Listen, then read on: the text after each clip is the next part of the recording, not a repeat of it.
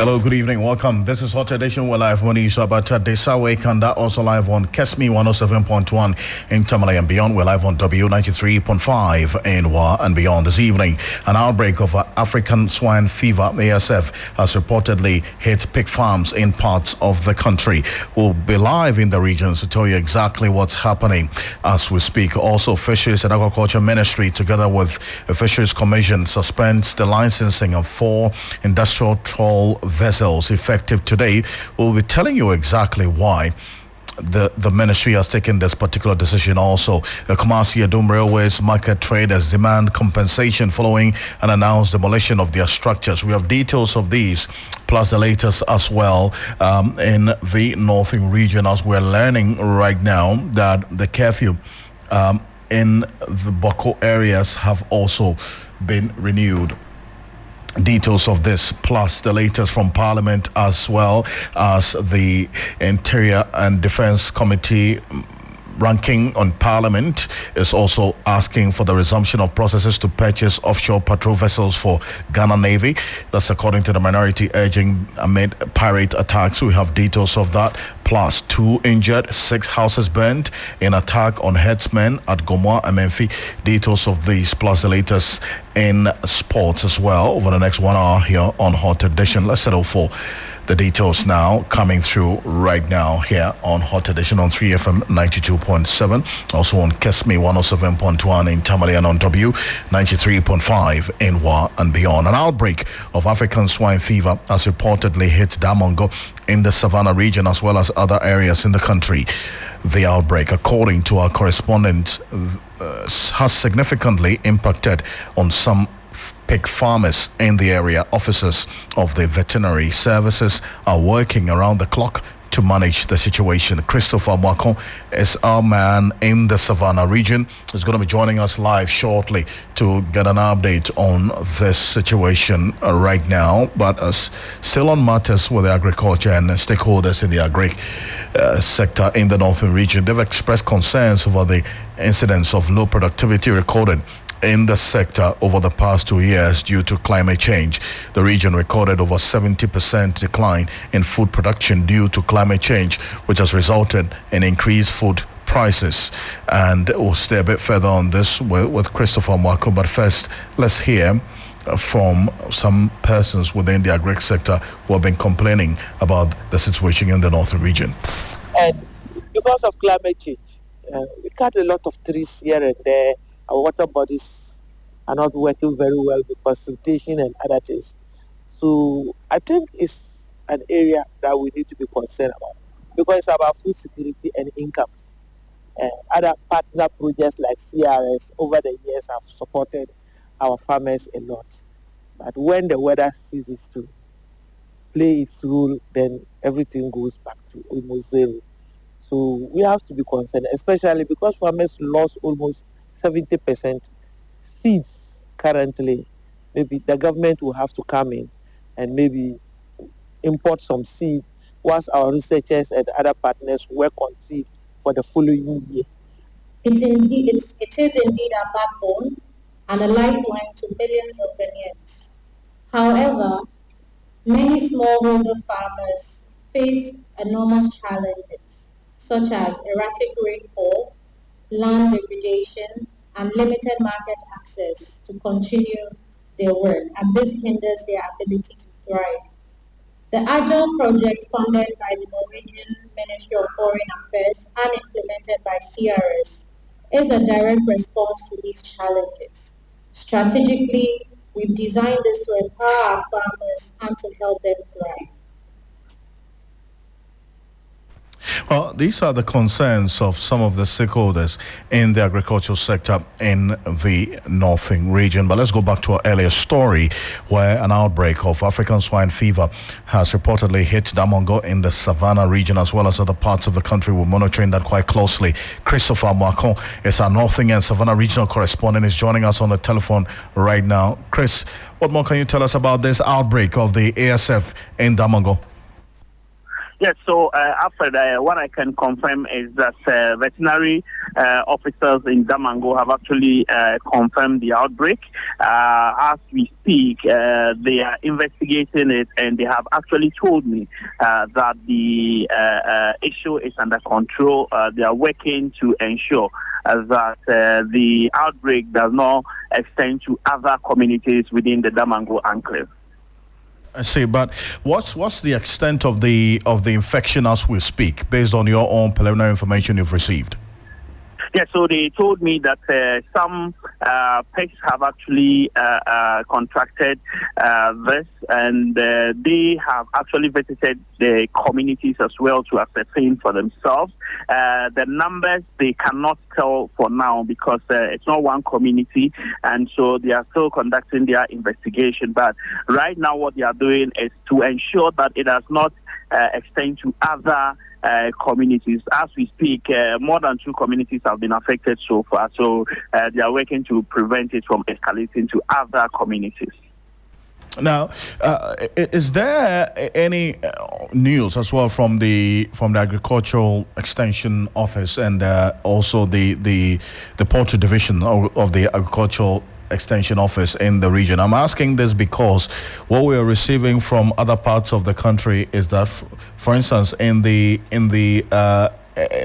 Bono and Ahafo regions, there's been some intervention from that particular office. Any news from the area? Yeah, so I spoke with the district veterinary officer, and he has told me that they are still working. As we speak, they are in a meeting. They were actually inviting me to come to the office for us to have that engagement. They are currently in a meeting. They will write their report and also submit it to the regional veterinary office so that they can now forward it to the Ministry of Agric in Accra for them to get any intervention that will come from the national level. And we understand that the extent of the spread has gone beyond about 4 or 5 communities, correct? Yes, correct. So, like I said earlier, he actually told me that they have more than 3 communities. He did not actually tell me the number of communities that they have visited so far, but he said they've gone to more than 3 communities. But the hardest hit community is Atributo, which is some few kilometers away from the Damango community. I see. How popular is the pork as a delicacy in the area? Yeah, so Damango is a cosmopolitan community. A lot of people in the community, especially from the upper west region, settlers in the Damango area. And so when it comes to pork, a lot of people consume pork in the area. We have various pork joints in the Damango community and other communities. And you also know that some tribes within the northern enclave use the pig when they have funerals and other celebrations. And so some people travel as far as we talk about Tamale and other communities go to Damango to buy because pig farming in the area is a serious one that the farmers have taken it upon themselves. So people go there to buy and transport to other places to do their businesses and also consume. Now, let's shift our focus to the northern region, where we still stay on the matters of agriculture.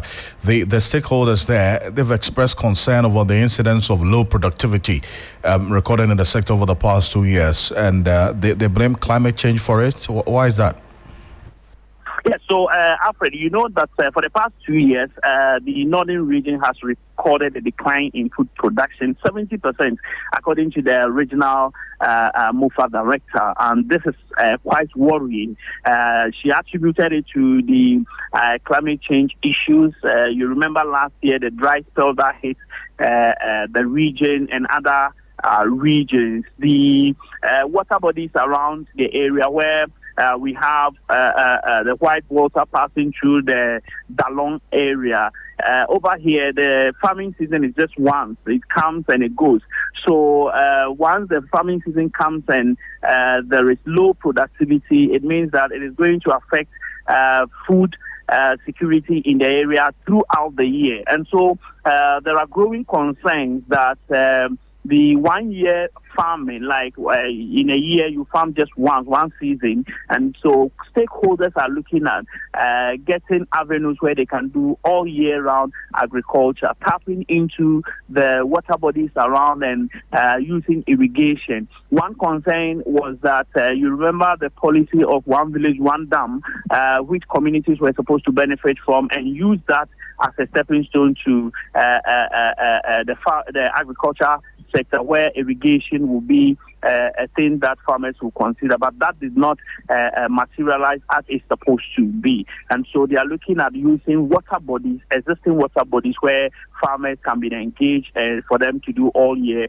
agriculture, so that there can be enough food in the area. As we speak, prices of food commodities have actually gone high in the northern parts of the country because of the low production that was recorded over the past year.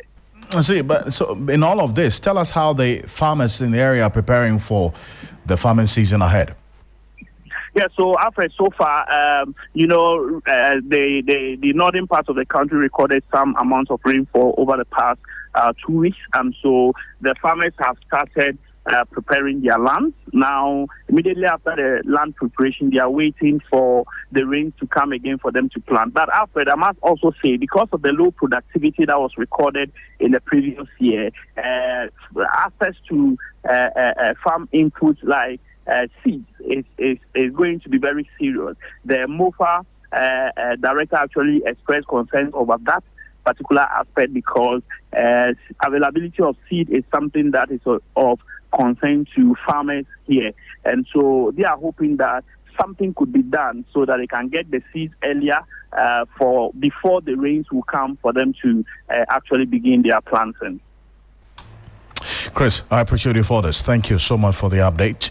Christopher Marco is our Northern and Savannah regional correspondent. Give us an update on the concerns of the agricultural stakeholders in the Northern region. Not too happy about the massive decline in food production. We understand it was a record 70% decline in food production due to climate change, which has resulted in increased food prices in most parts of the Northern region. But away from that, let's go straight to the Ashanti region, because traders at the Edum Railways market, whose structures have been demolished to create a pathway demanding compensation from government. They claim they were not informed about the exercise, but the Ashanti regional minister disagrees. Let's first hear what some of the traders have been telling us about this demand for compensation. So I'm compensation. I'm demand in a year, Brah. You demand in a year, they say. It's away. The Rubama one was a see so. I arrange and you are no more. Yanni was pumping for crackers as a woman. Why? He says, I home. Yan cousin, I am too good. Yes, sir, they are arranging a home. Yan no, be a baby, sir. Man, I am a reason. What the bread are not true. But you know, Cecilia, a higher way. Maybe to me a single parent.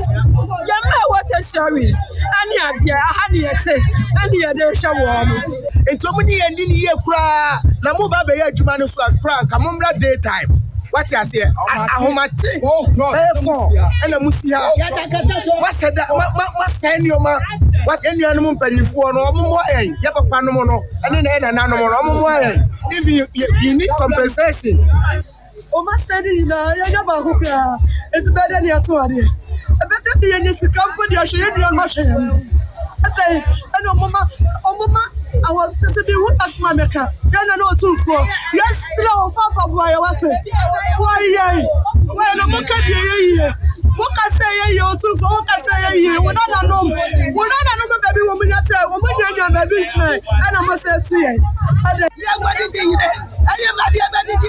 Yeah, phone, your baby, your Marcos, your package, your quiet, and that's the new house, and the answer.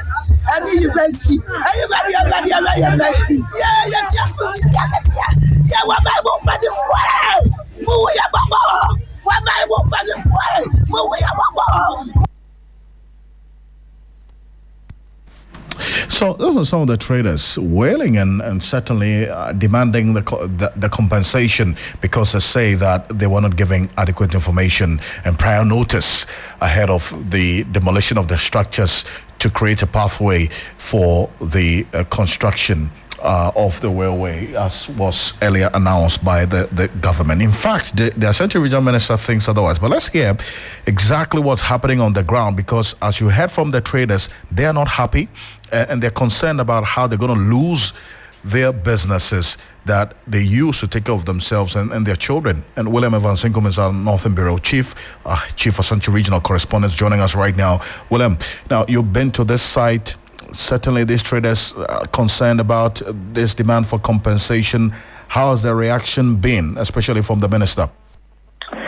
Well, so the minister, first of all, said it was not factually accurate that they were not given prior notice before the execution of the demolition. According to the minister, they were given 1 week prior notice, that is to move out, especially those areas that the minister believes they are actually, or they have actually encroached. They should move out before, they also conduct this particular exercise. But unfortunately, some of the traders appear to have been recalcitrant, and then they were just caught out of the web. So that is the current situation. But I can tell you, Alfred, this is one area. If you're talking about the Edum PZ blue lights, let me call it two separate worlds. So the one side, which was gutted by a fire on March 21, and then the other side, which is predominantly, occupied by people who, let me term it as settlers, because there are people who are living there with their families. Few people are engaged in trade activities and what have you, but majority of the people who are there, I'm talking about where it's being demolished. The majority of the people there are living there as settlers, and that is what is happening now. So right after the Edum market fire, PZ blue light market fire, the thinking was that maybe that place is likely to be the next, because of the fact that that place appears to be very clumsy. The reason why that demolition exercise is being conducted there, just to create a pathway. So in case of any eventuality, the firefighters or any of the emergency attendants will have access, will be able to access that particular area. And the reason why we are seeing that level of demolition. But I can tell you that they were giving prior notice. Some of us were aware. Even right after the fire service had been able to douse the Edum fire, we had a hint that that place is likely to be a major concentration as far as ensuring that proper things are done there is concerned. But you had the traders as well who are saying they were not given prior notice. You state emphatically that indeed even the media, some of you were aware of the prior notice given to them. But to the extent that they're also asking that they be compensated. Has the minister said anything about this demand for compensation? Well, so the minister has said if there is a need for anybody to be given some level of compensation, that will be done. Of course, he did not rule it out entirely, even though there are other conversations from the other side that those people, some of them, or most of them were occupying that land illegally. Some have been marked buffer zones, but yet they had encroached. And even among some of the traders, they tell me that they even told them some time ago that where they were occupying was illegal, and for that matter, they should move out. But they will not listen. Even at a point in time, they even informed the authority that there are people who are coming in and then they are also encroaching the buffer zones. But nothing was done until, this morning when the demolition exercise started. But guess what? The minister has said they will not be left out because they've also lost, their livelihoods and what have you. So when they are going to compensate, the Edum Blue Light PZ market fire victims, they will also be considered. That the minister has promised. See, now I know that you have also kept an eye on this fire scene at the Dome area. What is the state of affairs now? Because the minister gave an update on the number of traders who were affected by this fire. What's that update and what's the way forward per the minister's own account earlier today? So now we know that a total of 2,900 traders were affected. They've lost their wares. Some of them, their bankers after them because the duration for which they are supposed to pay their loan or credit facilities has elapsed, and so their bankers are coming after them. Alfred, I can tell you that I've been receiving calls from some of the traders. I quite remember the recent call I received was she asking whether I could help her get the fire report so he could present to her bankers so they will at least give her some breathing space in these trying times. The good news is that, according to the minister, the president has been briefed about the current development, and the president has directed that government, the RCC, engage the bankers and at least renegotiate their loan terms with them. The idea is for them to have some breathing space or kind of flexible payment terms, because the government is also promising these traders that they will also give them something to cushion them, especially those who have lost everything. I spoke to one woman who tells me she has lost everything because she had 2 warehouses aside the retail outlet that she was operating, and all of them got gutted. So she has lost everything. So in a case of such a woman, there's nothing to even go back to her bankers with.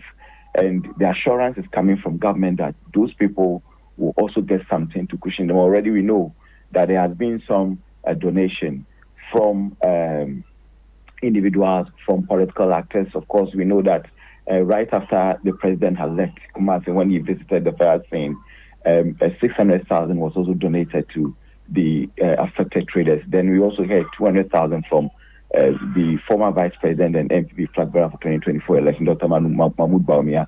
Kennedy Japan has also donated 100,000. Okatachi has donated 100,000.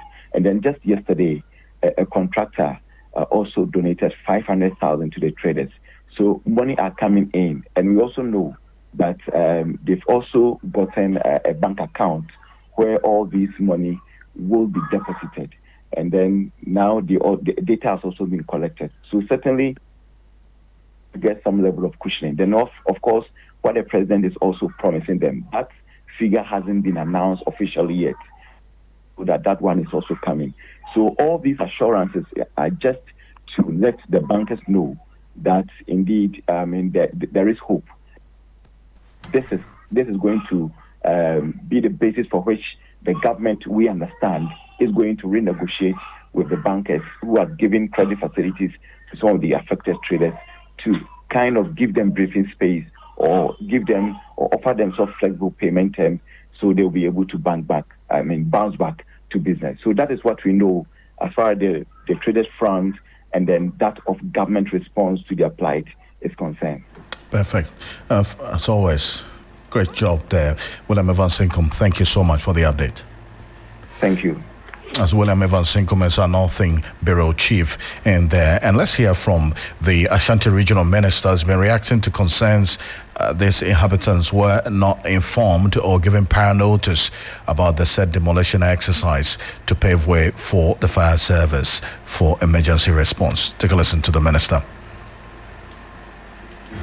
When we say on the other side of here, Pizzeton, not money came, any police, combined activity over creating vehicular access over there. I've seen a lot of distortions in the media. They are giving them 1 week notice. 1 week notice. It will be over Casabia and the Tomobia. And no Caribbean. If you move here and you be 1 year through we year not money to me. They register almost separately.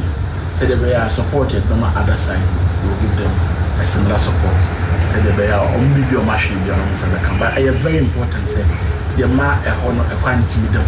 na bibi e bako so bia na na nya me ko e ko hwe ba bi o ma ya adwuma na du obi o ma du maka kyerem so mo mmra o ma chi no ma yi ho ne yi na o mo ma o mo ewa ni mu no e ko abinchi ho no time na obi anyi ne niema so o ma anyi na yesa ko clear ya mpese obi a ko tina radio so na papa na ne aboni akeka ndwe di esrem ya de suma mo ma so santi said the last year na ya ma o ko inside ho eru mbo mu nyina amane yes am ma ye ne saa etinya boa ma obi a opesu yi ne niema fi ho no onya akwanya ayi ne niema fi ho.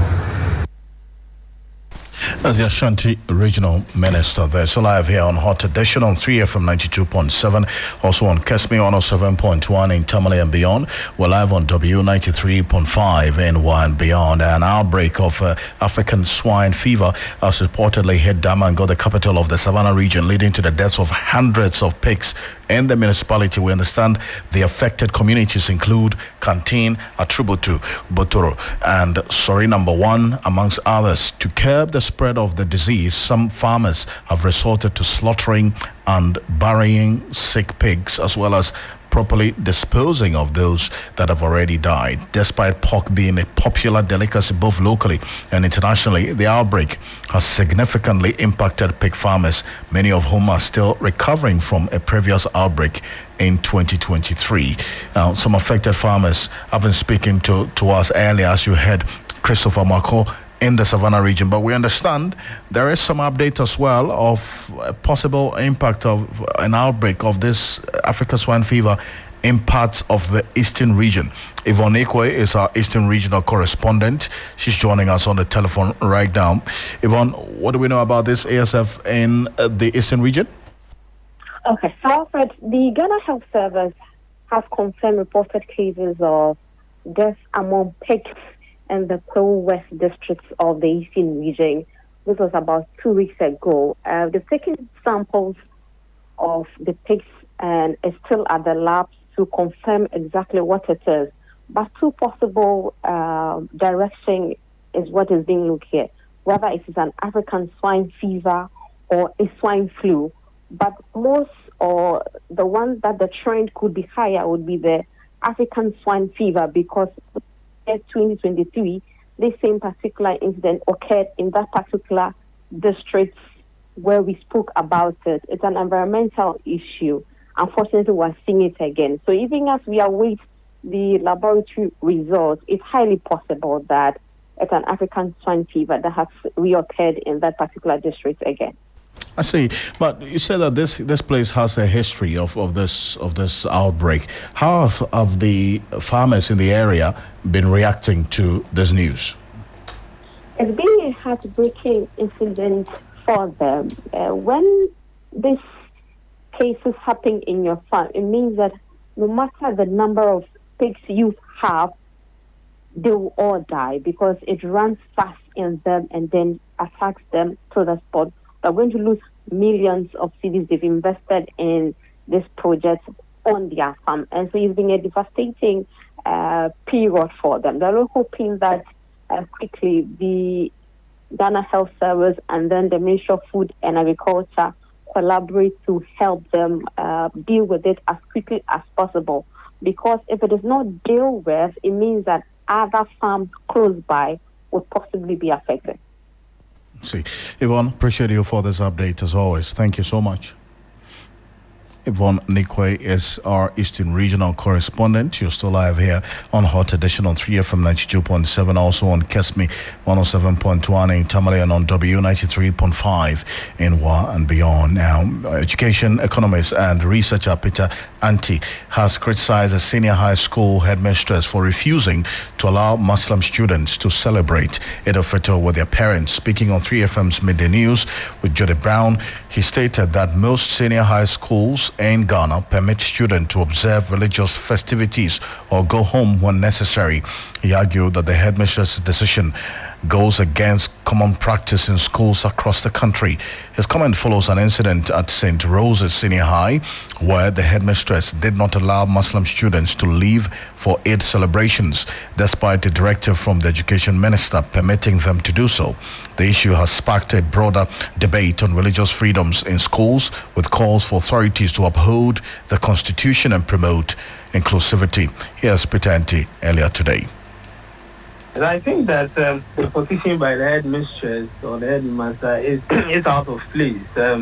We all know that during these festivities, students are allowed to undertake certain activities or are allowed to go home. So I think that what the position that they took is not in line with the normal practices in most of our senior high schools. And that is why I would want to say that this is not the position of most senior high schools in the country.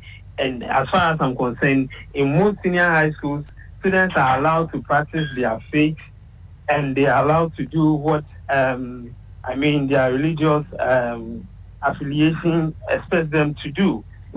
We might experience this once or twice in certain schools, but that is not the reflection of the education system in Ghana, and I think this point has to be made forcefully. And moving forward, what's your recommendation? I think that school leaders should avert their minds to the position of the Constitution, and more importantly, to directives that have been given to them by the Ministry of Education. I know that some schools have their unique practices and other things, but they should look at this from the perspective of the generality of the people that we are, and ensure that they do not allow their personal beliefs and practices to supersede the Constitution of Ghana that allows for freedom of association in terms of religious practice and other things. That's Peter Anti earlier today. I also spoke to the Eastern Regional President of the Muslim Students Union, and they're calling on the Education Minister to step in as soon as possible. Here is Haruna Idris speaking earlier to me. Here, Eastern Region to be precise, did not allow the Muslim students to go for the celebration, and her reason is that she's not aware of the narrative that the ministry gave, and that the school is not an Islamic school. So this really hits the regional Jamsa very much, because it is disenfranchising our right, our Muslim student right to perform their religious duties. But how did you get this information that it was the headmistress of the school that instructed that these Muslim students in the school should not be allowed to go home to celebrate the Eid with their parents? And through the Jamsa patron in the school, every school we have a Muslim teacher that chairs the affairs of Jamsa in the school. So when we contacted the Jamsa patron, that is the reason they gave us. I see. But Shaib, is this the first time this is happening, from what you do know, in the St. Rose's Senior High, based on information that you have? Is this the first time this year that the Muslim students in the school are being prevented from going home?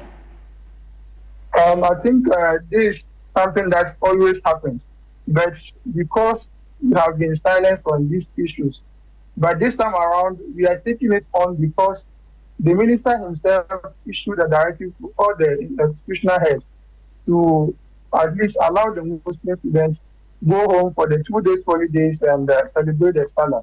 That is the Eid al-Fitr. I see. So what are you asking of the Education Minister, Honorable Haruna Idrisu, now? We expect the minister to hold the headmistress accountable, and all those, and this one should serve as a deterrent to other headmasters and mistresses who don't allow the Muslim students to exercise their religious responsibilities. The issue is that when you go to most of these senior high schools, the Muslim students, some of them, they don't allow them to offer their prayers, yet they are being forced to go to church every Sunday. And going to church has become a tradition. compulsory for them, but for them performing their 5 daily prayers is a taboo in those schools, which we think it doesn't help. It's a way of undermining our responsibility or our religious rights. All right. So I thank you very much for. So that's Shaibu Idris Mohammed talking to us earlier on this particular development in the St. Rose's Senior High related to Muslim students not being allowed to go home to celebrate the Eid with their families. Now, this is one that has generated some conversation, which we'll keep an eye on and how it's evolving. But let's still stay on the matters of the Eid, because the police say it's still investigating and trailing the perpetrators of the violent clash that ensued between two factions at the street carnival to mark the Eid Fitr celebrations or festival in the central region. One person who was in critical condition and receiving treatment at the Kaswa Polyclinic is reported to be stable as we speak. One person was, however, arrested in connection with the violence and currently being detained at the CBD police station. Our man on the beat, Akwesi Ado, is joining me live from the area right now. Akwesi, what's the latest to this from the Ghana Police Service? Okay, so there hasn't been any further arrest, but the police say they are still on the matter and trailing the other suspects to ensure that they are also apprehended and be subjected to further investigations. But the suspect who was arrested yesterday has been moved from the CBD police station to the divisional police station, also here in Kaswa, for further interrogation. And also the victim, who was in a very critical state yesterday, from what we've picked up from the Kaswa Polyclinic, he is in a stable condition, but still undergoing treatment at that particular facility. The other two victims one has also been treated and then discharged, and the other also still undergoing treatment. Family members of the victim, Yusuf Osman, are still demanding for police to go deeper into this matter because for them, they are insisting that their relative wasn't part of the architect of that particular violence, and that he was only, attacked only because in an earlier violent incident between the two groups, he interceded and then tried to calm down tempers. See, but we understand these three persons who sustained some injuries. Some of them have been treated and discharged, and another is also in stable condition. You are at the health facility where these persons are being treated. What's the current state of affairs? So the state of affairs is that now matters are toning down, and then just as I mentioned earlier on, one of the injured persons, a female, had a cut at around her fingers. So she was treated and then discharged yesterday. Then there is this other victim who also had a severe cut at around his elbow. So he is still undergoing treatment because he lost quite an excess amount of blood. And then the third victim, who was in a critical condition, is also still under treatment. But what we've been told is that he was referred to another facility to run X-ray scans because his head was struck with a hammer to determine whether he had any bone fracture or skull fracture. And then, so that is it. So this is the state of affairs at the particular hospital, except to say that aside from the main incident, family members who took their victims to the Kaswa Polyclinic are also not happy with the treatment procedure because at a point they realized that some basic drugs that were needed to treat the patient were not available at the facilities pharmacy, so they had to go outside to look for those basic medications. And also they do not understand why a facility which is located in the CBD area, which is a very important area, do not have an X-ray machine at the facility, and so they are calling for an improvement in that particular facility. See, okay, see, hold on a bit for me, because you spoke to one of the victims' relative who also gave some detail of the background of the violence that led to these 3 persons sustaining injuries. Okay, celebration. Intimate power against all the 4 second and Mahama or the because so I'm pro via or pro. Intimate Mamunia, yes, I went to me, yes, I went with Mamunia. It's according to source.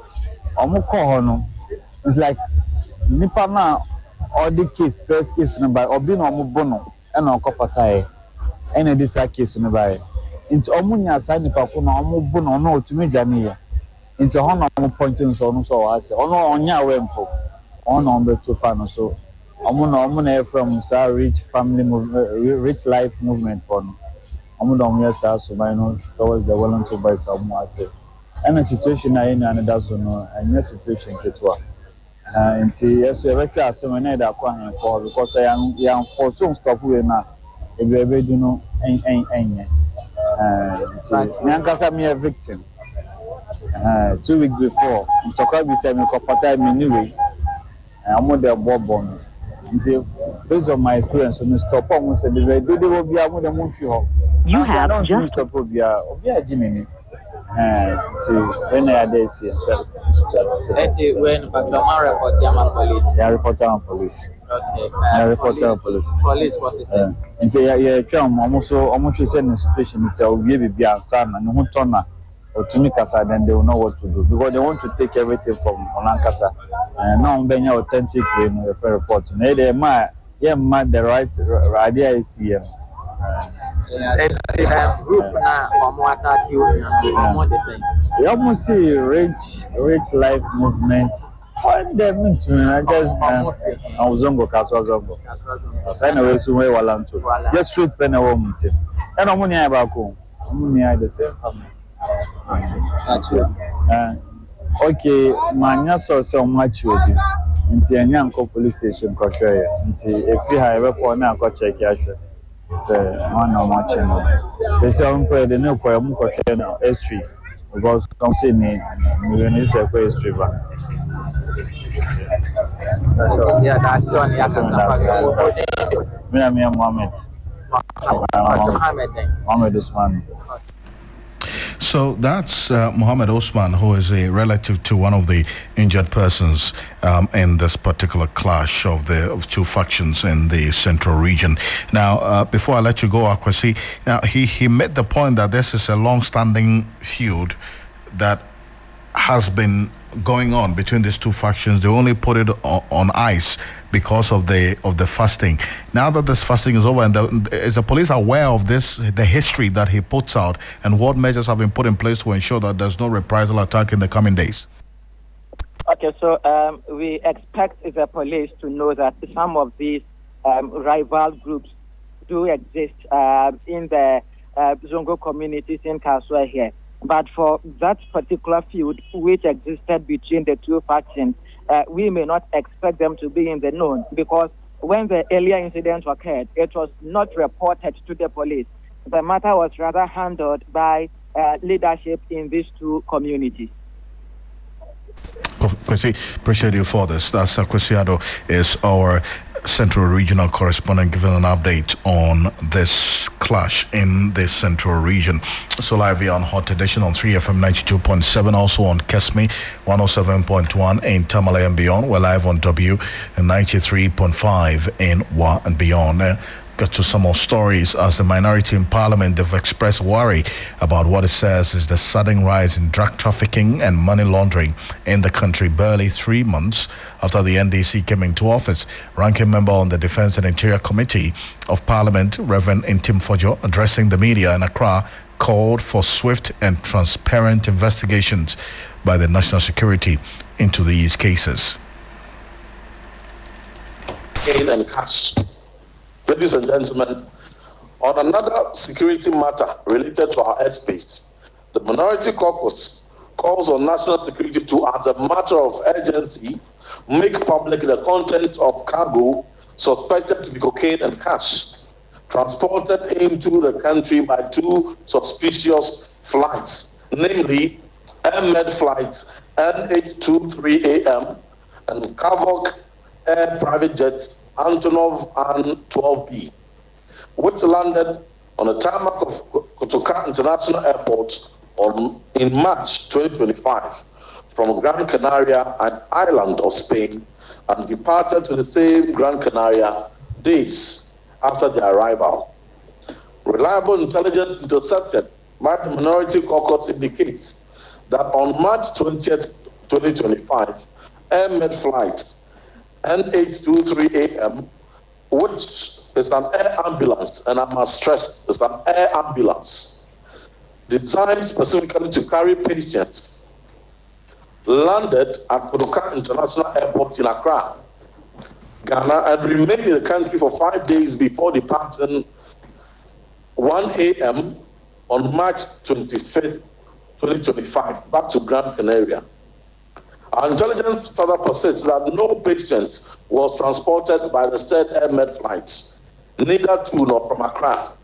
There is no evidence of medical referral or patients accompanying or on board the flights on either legs of the flight.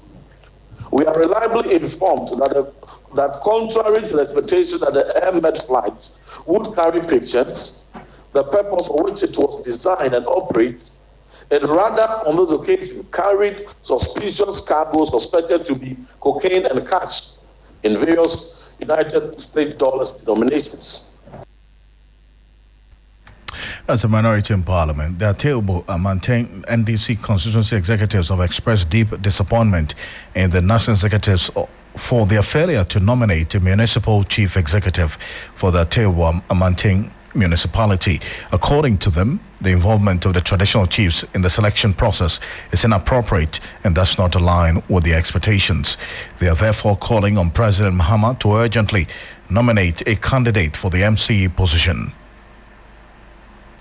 Yembelimfo Edia Faso Free National Edia Faso Ewa Atebebo Amante Enye ne ena saa nneoma ne ehya ase Free 2016 ena saa nneoma ne ehya ase Ewa Atebebo Amante still ebusu a eto aso a ekwane ye yenim say 2016 ya ba ya ye mistake no ye be correction but still saa nneoma no ena ebusu a eto aso da di ba miansa na ye de call ye no and then you have to do listen by no Atebo Amante ya no biedi and then you can say yenim se kojo anakwa na Muhammad anakari ene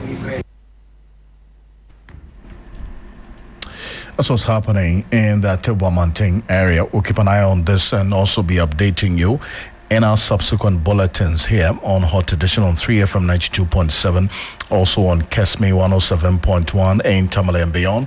We're live on W 93.5 in Wa and beyond. Now, the Cybersecurity Authority has raised alarm over a significant rise in online fraud, with financial losses surging to 4.4 million cedis between January and March 2025. This marks a sharp increase from the 2.4 million cedis recorded during the same period in 2024. According to the Cybersecurity Authority, 350 cases of cyber fraud have been reported so far this year as scammers exploit digital platforms to target unsuspecting victims. With the ongoing Eid celebrations and the upcoming Easter festivities, the Cybersecurity Authority has cautioned the public to remain vigilant against cyber criminals who take advantage of heightened commercial activity during such periods. They say also that they should verify online retailers using reputable e-commerce platforms and check reviews before making purchases. They also urge the public to only pay after inspecting and receiving the item, ensure mobile money transactions are made to official business accounts, and also beware of too good to be true deals. Unsolicited messages promising massive discounts could be scams. Protect personal information. Do not share Ghana card details, bank account numbers, or credit card information with unknown sources. The Cybersecurity Authority has also urged the public to report suspected cyber fraud incidents via its hotline. That's +292, and the WhatsApp number 050-160-3111. That is 050-160-3111. 03111. And this is a statement that's coming through from the Cybersecurity Authority on the increase in online fraud. Today is April 1, widely recognized as April Fool's Day, a day dedicated to pranks, hoaxes, and good-natured mischief. But have you ever wondered where this long-standing tradition comes from? Elsie tells us the report in the following.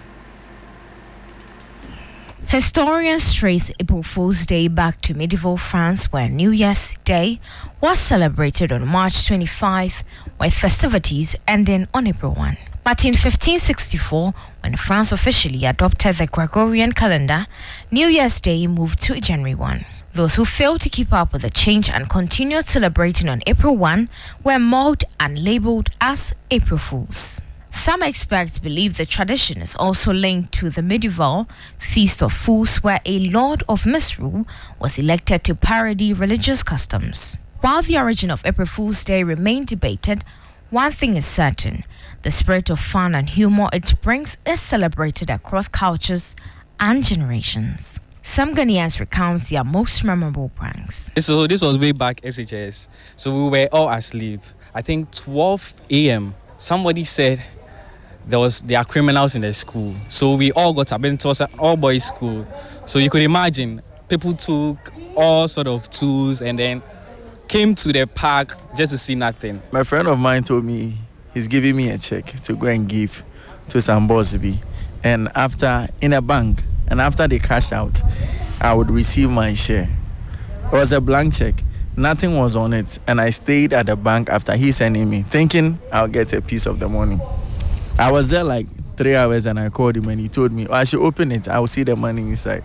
When I opened it was blank. That was what they did to me. April Fool's Day does not always turn out to be a fun activity. In 2013, Google's April Fool's prank, Google Knows, claimed users could search for unexperienced smells through their device, leading some frustratedly sniffing through their phones and flood tech support with complaints. While it was meant as a light-hearted joke, it wasted people's time and caused confusion, proving that even harmless pranks can backfire. In Ghana, the Ghana Journalists Association and some members of the general public condemned the action of its radio station when it staged an April Fool's Day prank.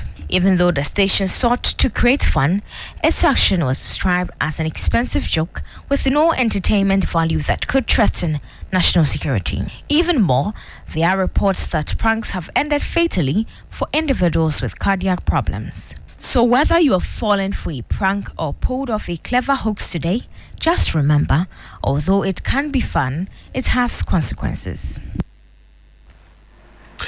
As LC Ada's report read to you. Or there's more news on 3news.com. Make some time and visit 3news.com and say thank you so much for staying with us here on Hot Edition on 3FM 92.7, also on Kesme 107.1 in Tamale and beyond, and on W 93.5 in Wa and beyond. Before we go, a former board member of the DVLA and CEO of Top Tech Transport and Logistics, Cecil Gabra, has supported calls by current acting CEO of the DVLA for the regularization of the Guru Boys to streamline the activities and prevent fraudulent practices. The Chief Executive Officer of the Driver's Vehicle Licensing Authority, Julius Nikwe Kote, has sparked controversy when he recently advocated for the regularization of Guru Boys' activities. Now, he said the move is a step to control their activities instead of trying to get rid of them. In an interview with Hot Issues host Kemini Amano, he stated that it would be of benefit to the authority. Let's first take a listen to the CEO of the DVLA speaking. What I've been telling everyone, we fought these guys under Chairman Rollins. We fought them under His Excellency John Ejekun Kufuor. We fought them under His Excellency Prof. Evans Atamils. We fought them under His Excellency President John Dramani Mahama, His Excellency Dana Adedankwa Akufo-Addo. And now, are we still go to fight them? When I was doing my service in the year 2012, Mr. Mate, former regional manager at the 37 office, you will just go and bring police, arrest them. The next day, you will see them around. we'll go and bring police, Tema, arrest all of them. The next day you see them around.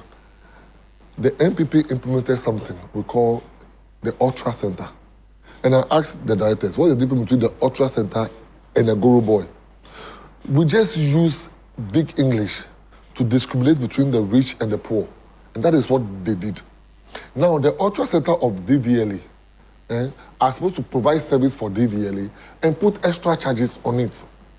So you have your own office, you come to DVLA, you have the own office structure, you come to DVLA, you apply, I come and assess it, I let you run. Then you put extra 100 cedis charge on it. That extra 100 cedis charge, you give DVLA 20 cedis and then you take 80 cedis. Is that not the same thing that the Go Boy is doing? So I want to take a different approach to handle this issue.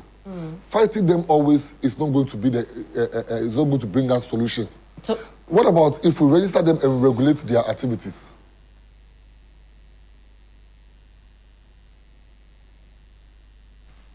That's the DVLA acting CEO. Well, the former board member believes bringing them under an official framework will help control illegal operations and improve service delivery. Take a listen.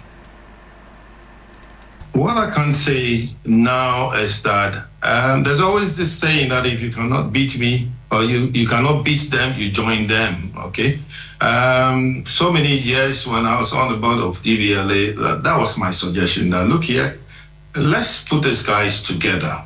For now, I'll say, yes, I agree with them, but to an extent. Let's bring them together, okay? And then form an association so that they cannot go above board to do certain things, which means regulation, as he said. Ask you, when you say you agree to an extent, what do you mean by that? What I mean is that it's time for us to bring those people together, okay? Why I'm saying so is that they've been operating, and if you like or you don't like, you will go there. So what I mean is that they are already in operation, okay? They have everything there. And then one will have to find out whether they are fake documents, they are fake things that they do there or not. Obviously, it's 50-50. Some of them can give you the right document by walking into DVLA, and then others can also give you fake documents. Right, so if you bring them together, I think what the chief executive is saying is right. I mean, we have to try and do it because several years ago, I was of the view that, look, let's bring them together and see what they can do. I mean, it's going to be a trial basis. Right. Now, for instance, I can sit in my office and then call somebody, maybe call a dispatch rider, say, look, go and renew my license for me. Right. He goes and comes back with a sticker. Right. Now, but the law says that you have to go through an eye test and so on and so forth before. So that is skipped, and that is paid through, I'm sure, the Goro boys in connection with some DVLA officials. Well, I think this is just one example. There are other examples like renewal of your car papers, okay, where your roadworthy is expired. Yeah, you call same guys or they go to the Goro boys and then they will get them for you. Right, so it's much better if they come together and then what we can do is to have so do I get the sense that you do not think that even when we regularize the activities of these young men we call Goro boys, it shouldn't cover every service of the DVLA? Precisely, that is what I'm saying, that it can't cover 100% of activities of DVLA. It can cover to some extent, and I was giving you an example, right? Change of ownership, which is very complicated, Ghana card and so on, right? When you bring them together, I'm sure that they will team up with the appropriate officials of DVLA. So it may come up to say that, look, this Goro boys will be a step towards assisting DVLA. But other question is that why can't people also walk into DVLA to do whatever they need to do? It's also a waste of time sometimes. So if the Goro boy will be given a tag or will be registered and will be monitored on all activities, I think it will be a step towards the right direction. Well, that brings us to the end of Hot Edition. There's more news on 3news.com. Join me at 10 p.m. on TV3 for Ghana Tonight. On behalf of the rest of the team, I want to say thank you so much for staying with us. Enjoy the rest of the holiday. The drive continues.